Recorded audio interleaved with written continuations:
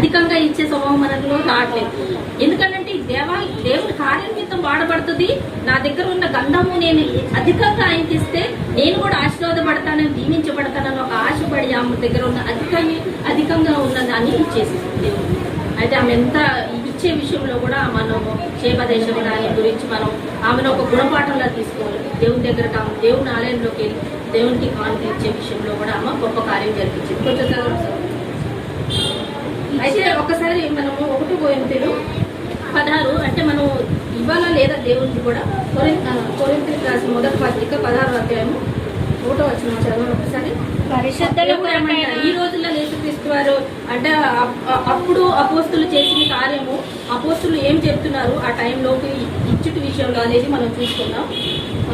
కొరింథీయులకు రాసిన మొదటి పత్రిక 16వ అధ్యాయం. పరిశుద్ధుల కొరకైన చందా విషయం అయితే నేను గలతీయ సంఘములకు నియమించిన ప్రకారము మీరును చేయుడి. ఎవరికి చెప్తున్నారు? పౌలు గారు కొరింథీ సంఘాలకు చెప్తున్నారు. ఎలా అయితే గలతీ సంఘాలకు చెప్పినానో నేను మీకు కూడా చెప్తున్నాను. మనకు కూడా వర్తిస్తుంది. వారానికి ఒక్కసారి అని ముందు ఒక చదవండి. నేను వచ్చినప్పుడు చందా పోగు చేయకుండా ప్రతి ఆదివారం మీలో ప్రతివాడును తాను వర్ధిల్లిన కొలది తన యొద్ద కొంత సొమ్ము నిల్వ చేయవలెను. అంటే మనం దశభాగం ఆ కాలంలో లేవీలకి ఆజ్ఞ ఇచ్చారు, దశభాగం ఇచ్చారు. ఈ కాలంలో అంటే మనం వృద్ధిని కలుగుతుంది. అంటే మనకి ఇప్పుడు 10,000 శాలరీ వస్తుంది అనుకో, మళ్ళీ ఫ్యూచర్ లో మనకు 20 వచ్చింది అనుకో, అది కొంచెం పెరుగుతుంది. కాబట్టి దాన్ని మనం ఎట్లా అంటే మనం దేవుడు మనం ఆశీర్వదిస్తున్నారో దాని ప్రకారం దేవుడికి మనం కానుకలు అర్పించాలన్నమాట. అదే మనం ఎప్పుడు మన 10,000 వచ్చింది కూడా ఇప్పుడు 50,000 వచ్చినా కూడా అంతే 10,000 ఇచ్చే టైంలో కూడా అదే కానుకిచ్చి ఇప్పుడు 50,000 వచ్చే టైంలో కూడా అదే కానుకిస్తే దేవునికి అది అంగీకారం మన సహోదరి చెప్పండి కాదు కదా. ఎందుకంటే దేవుడు నిన్ను వృద్ధి కలిగించాడు కాబట్టి ఈ వృద్ధి కలిగిన గొప్ప దేవుడికి మనం ఇవ్వాలి. ఇలా మనం అక్కడ తెలుసుకున్నాం. ఆమె తెచ్చిన గంధపునానంట ఆ దేవాలయంలోకి ఇప్పటికి అంతకి రాలేదు. ఇంకొక 10వ అధ్యాయము 12 చదువు.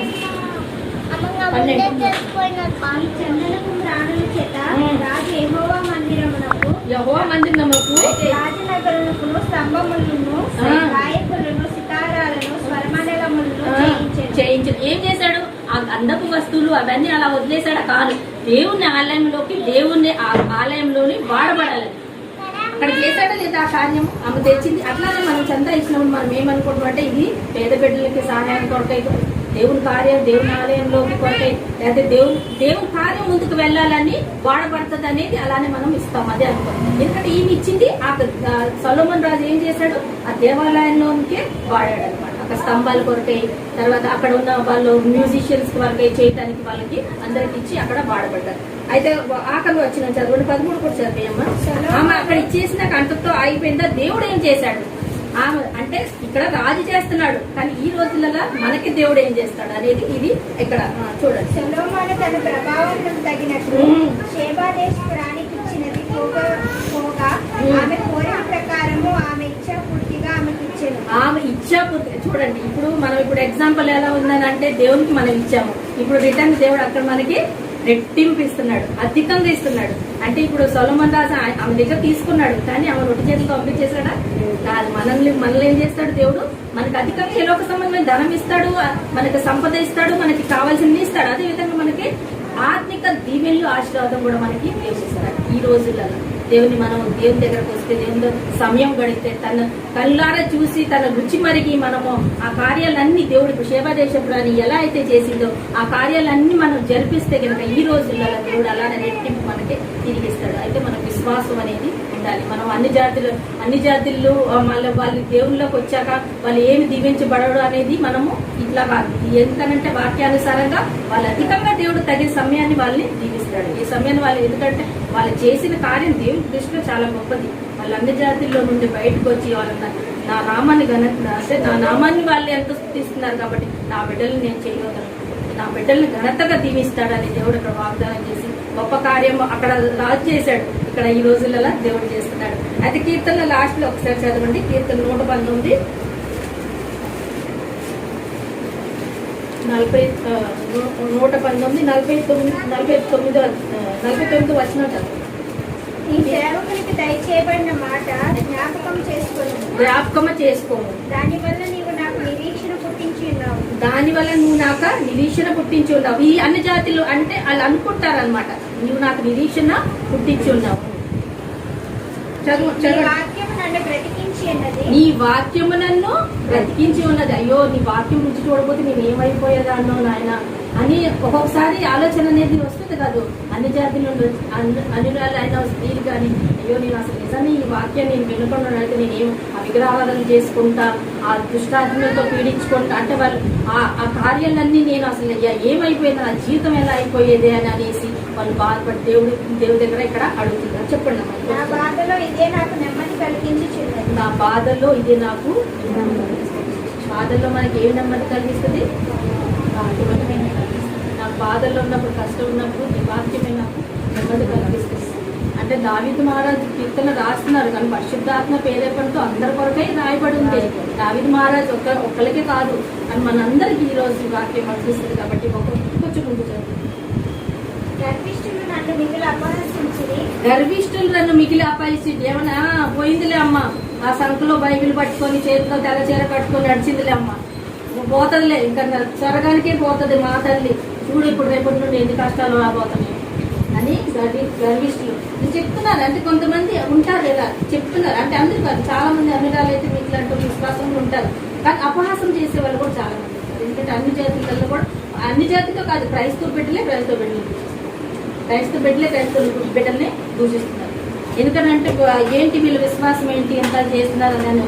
అయితే మనం అన్ని జాతుల గురించి కాదు, కానీ ఇది అయితే కొంతమంది ఇప్పుడు ఉన్నారు కదా గర్విష్ఠులు, వాళ్ళు ఏమంటారని అంటే దేవుళ్ళు ఎదుగుతుంటే వాళ్ళ మీద ఏమంటారు నేరం చేస్తారు. ఇలా చేస్తున్నారు కాబట్టి ఖచ్చితంగా వీళ్ళకి ఏదో ఒకటి జరుగుతుంది. కానీ దేవుడు గొప్పవాడు కాబట్టి ఆయన సత్యాన్ని తెలుసుకోవాలి. ఎందుకంటే యేసుక్రీస్తు వారు నేనే మార్గము, నేనే సత్యము, నేనే జీవమైన. యేసుక్రీస్తు వారు తప్ప ఈ లోకంలో ఎవరి ద్వారా రక్షణ లేదు కాబట్టి వాళ్ళు అది సత్యాన్ని తెలుసుకున్నారు. ఈ రోజులలో వాళ్ళు సత్యాన్ని తెలుసుకున్నారు కాబట్టి వాళ్ళకి ఆ సత్యంలో ఉన్నారు కాబట్టి ఆ సత్యంలోనే వాళ్ళు అంటే ఆ సత్యం ద్వారానే వాళ్ళు స్వర్గంలోనికి వెళ్తారు. కాబట్టి వాళ్ళకి అన్ని విషయం ఎంతమంది వాళ్ళు ఎన్ని మాట్లాడినా కానీ వాళ్ళు ఆ మాటలను లెక్క చేయరు. ఎందుకంటే వాళ్ళకి తెలుసు వాళ్ళు సత్యాన్ని తెలుసుకున్నారు. అయితే యేసుక్రీస్తు వారు కొంతమంది అంటారు, ఏమంటున్నారంటే మీ ధర్మాన్ని, ఇప్పుడు యేసుక్రీస్తు వారు బొట్టు పెట్టుకొని దేవాలయానికి రావద్దని అన్నాడా? బొట్టు పెట్టుకునే స్త్రీ నా దగ్గర రావద్దని అన్నాడా? లేకపోతే నువ్వు మీ ఇంట్లో ఉన్న అవన్నీ అంటే ఏదో మీరు ఫస్ట్ లో ఏంటంటే దేవుడు చెప్తాడు, నీ అంతా నీకే ముందుకు వచ్చినాక నీ అంతా నీకే అనిపిస్తుంది, నేను అయ్యో విగ్రహారాధన చేయకూడదు, నేను చేయకూడదు, నీ అంతా నీ అన్నాడు. దేవుడు అని అనట్లేదు. దేవుడు నువ్వు బొట్టు పెట్టుకున్నా, నీ సింగారాన్ని నువ్వు వద్దనట్లేదు, నువ్వు అయ్యేసుకోను కాబట్టి నువ్వు రాకూడదని అనట్లేదు. వాళ్ళు ఇంకా అందరిని ఆహ్వానిస్తారు. ఎందుకంటే యేసుక్రీస్తు వారి దగ్గర గొప్ప ప్రేమ ఉంది. ఆయన ధారాళమైన ప్రేమ కలిగిన గొప్ప దేవుడు కాబట్టి అందరూ రమ్మంటాడు. ఎవరైనా ఆయన దగ్గరకు వచ్చి ఆ ధారాళమైన అయితే ధర్మాన్ని అంటే ఏమంటారనంటే యేసుక్రీస్తు వారు అంటే వీళ్ళు హిందువులు కానీ ముస్లిమ్స్ కానీ వాళ్ళు సిక్కులు కానీ వీళ్ళు వాళ్ళు అని వాళ్ళు మారవటానికి రాలే, వాళ్ళ ధర్మాన్ని మారవటానికి రాలే, యేసుక్రీస్తు వారి జీవితాలు మారటానికి.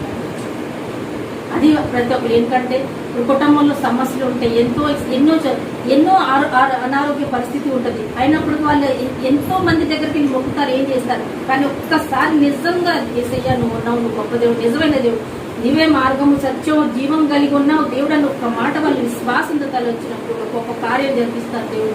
అప్పుడు వాళ్ళు ఆ విశ్వాసంలో వాళ్ళంటే వాళ్ళే ఇస్తారు. ఎందుకంటే నిజమైన దేవుడు. ఈ రోజు పరిశుద్ధాత్మ మనకి ఇక్కడ వదిలేసి వెళ్ళాడు దేవుడు.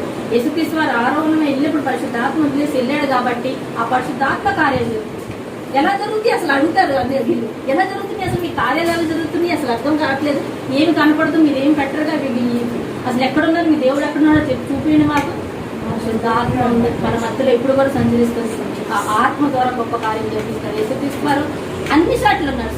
ప్రపంచాన్ని యేసుక్రీస్తు వారు తెలియక దేవుడు ఆదిలోనే ఆయన ఉన్నాడు. యోహాను సువార్త 1వ అధ్యాయంలో ఏంటిది, ఆది యందు వాక్యం దేవుడు. అంటే సృష్టి ఆరంభంలోనే యేసుక్రీస్తు వారు పరలోక యెహోవా దేవుడు తండ్రి కుమార పరిశుద్ధాత్మ త్రియేక దేవుడు అప్పట్లోనే ఆదిలో ఉన్నారు. కాబట్టి వాళ్ళు ఇప్పుడు కూడా వాళ్ళు మనకి యేసుక్రీస్తు వారు ఆరోహణమే వెళ్ళిపోయినాక పరిశుద్ధాత్మ ద్వారా కార్యం చేస్తారు. అందుకని అన్ని జాతులలో వచ్చిన స్త్రీల్ని మనము వీళ్ళు ఏంటి అట్లా చాలా మంది అంటారు, సిస్టమ్ బొట్టు పెట్టుకొని రావచ్చు చచ్చిపోతే ఎందుకు రాకూడదు, మీరు రావచ్చు, మీరు రావాలని. ఎందుకంటే దేవుడిని మీ పైరూపణ కాదు, నీ హృదయం కావాలి, హృదయ శుద్ధి గలవారు కానీ నువ్వు ఎది పెట్టుకొని నీ పెట్టుకొని నీ అన్ని తీసేయమని అనట్లేదు. ఇంకా